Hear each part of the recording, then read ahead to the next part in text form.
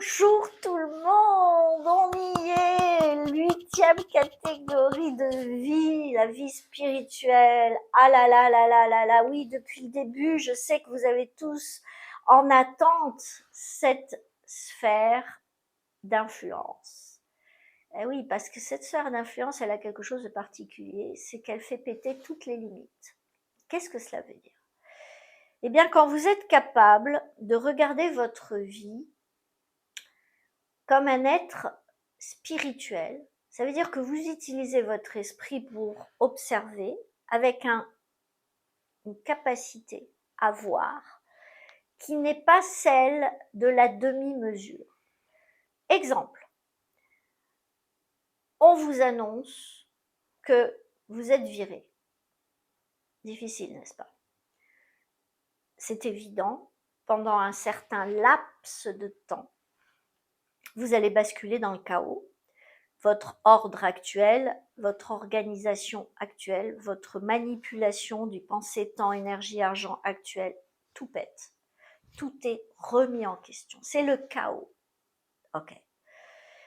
Si vous êtes quelqu'un d'entraîné, avec un mental souple, avec un corps soutenu, avec des visions pleines de certitude et de désir, et que votre activité saute, vous allez, en étant entraîné, basculer dans le chaos, soit une seconde, dans le meilleur des cas, soit une minute, soit une heure, soit une journée, soit une semaine, soit un an si vous n'êtes pas entraîné.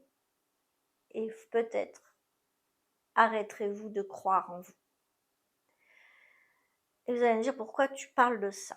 Eh bien parce que à partir du moment où vous êtes quelqu'un qui est capable, face à l'adversité, face au soutien, l'adversité sont les problèmes. À ce moment-là, le réflexe, je vous l'ai montré récemment dans cette série de vidéos. Qu'est-ce que vous faites? Vous lâchez votre objectif et vous commencez à regarder le problème. Et vous commencez à interagir avec lui en voulant le retirer. Vous n'avez pas cette capacité. Et donc vous restez bloqué en résistant à sa présence, en voulant le faire disparaître. À ce moment-là, vous êtes aspiré par ça. Vous n'êtes plus inspiré du tout par votre vie. Et vous vous retrouvez bloqué en ayant arrêté de nourrir vos visions, en mode souffrance, avec une pression énorme parce qu'il faut que je dois sortir de là. À ce moment-là, ce problème devient une autorité qui prend le dessus sur vous dans votre vie et qui exerce une pression sur votre connexion au monde. Vous vous sentez coupé du monde, connecté avec un cordon ombilical à ce problème que vous devez rompre. Et automatiquement pour vous, cela veut dire que vous ne pouvez pas être covalent à ça, vous êtes forcément, maintenant vous savez, covalent de valeurs équilibrées et comparables, vous êtes en deçà de lui automatiquement, vous vous sentez en deçà, vous créez le prédateur, l'autorité. Et l'autorité, le problème, va s'appuyer sur cet état pour amplifier. Parce que le but, c'est que vous puissiez faire « Hé !» Ça, c'est dans le pire des cas. Parce que vous allez brûler de l'énergie pour dire « Stop, ça suffit, je mérite mieux que ça. » Et l'autre version, c'est que vous n'ayez pas créé ça. On revient en arrière, vous vivez votre vie, un problème surgit, et automatiquement vous faites ça. Et vous vous posez une question. Comment ça peut posséder une phase positive et comment ça et ça sert mon axe, ma vision, mon projet, mon objectif. Et là, vous devenez un être spirituel. Pourquoi? Parce que Vous ne coupez pas la réalité en deux, bien, mal. Là, dans ce cas-là, mal et bien, ok? Vous êtes quelqu'un qui sait qu'il n'y a pas d'ombre sans lumière. Qu'est-ce que ça veut dire? Bah, si ici je vous mets 5000 watts dans la pièce où je suis, vous ne verrez rien. Vous verrez que du blanc, du light et de la lumière, mais tout va se diluer. Si j'éteins tout, je ferme tout, la moindre entrée de lumière, vous ne verrez rien. Nous sommes des corps qui sont assujettis au contraste. Pourquoi? Ben, écoutez, c'est très simple. Si vous n'avez que de l'esprit et pas de corps, vous ne saurez pas ce qu'est la fraise. Mais si vous ne touchez que du lisse, vous ne saurez jamais que c'est lisse. Vous considérerez que c'est ce que vous vivez. Et dès que vous aurez la moindre aspérité, vous comprendrez que lisse est mieux que aspérité. Vous aurez plus de plaisir à ressentir le lisse que l'aspérité et vous allez commencer à créer une expérience et choisir. Ah, mais je veux bien passer de l'un à l'autre par contre. Parce que c'est vrai que quand j'ai de l'aspérité, ça veut dire que j'ai avancé. Eh bien, la spiritualité commune à tous les humains, c'est celle-ci. C'est de savoir s'approprier sous forme bénéficiaire, avec des avantages, tout type de blocage et de verrou en le entendant, comprenant, observant et en l'acceptant. Et s'il n'y a rien pour tout de suite, juste de voir comment cela peut vous servir d'anticipation pour quelque chose que cela cache. Et c'est pour cela que il vous faut un mental souple. C'est pour cela qu'il vous faut un corps en plein potentiel. Parce que si, quand apparaît un obstacle, votre corps s'écroule parce qu'il est à bout, vous ne pourrez pas avoir un mental disponible avec un optimisme en relation avec le sens que ce blocage a dans votre vie. Donc je vous encourage vivement à vous rendre compte que quand vous avez des blocages dans votre vie, un retard, un contradicteur, la perte de quelque chose ou, dans le pire des cas, la perte de quelqu'un, eh bien vous allez, comme certains mentors très connus, vous allez voir que il y a une règle essentielle dans la vie, c'est la loi de conservation. Rien ne se perd, rien ne se gagne, tout se transforme. Ce sont tous les deux, Cadeau et Bobo, des ambassadeurs qui viennent de la part de votre environnement vous montrer ce que vous ne voyez pas de vous, ce que vous n'avez pas perçu de vous, et les cadeaux que vous n'avez pas daigné remarquer. Et à partir de ce moment-là, vous ne voyez plus comme cela, mais vous voyez en ramassant les deux parties d'une réalité et en les condensant pour en faire un petit pas ou un grand pas en avant. Et là, vous devenez des êtres avec un esprit ouvert, curieux, patient et conscient, qui va observer la réalité de sa vie en voyant le sens qui est caché. Et vous allez comprendre en quoi cela sert votre chemin.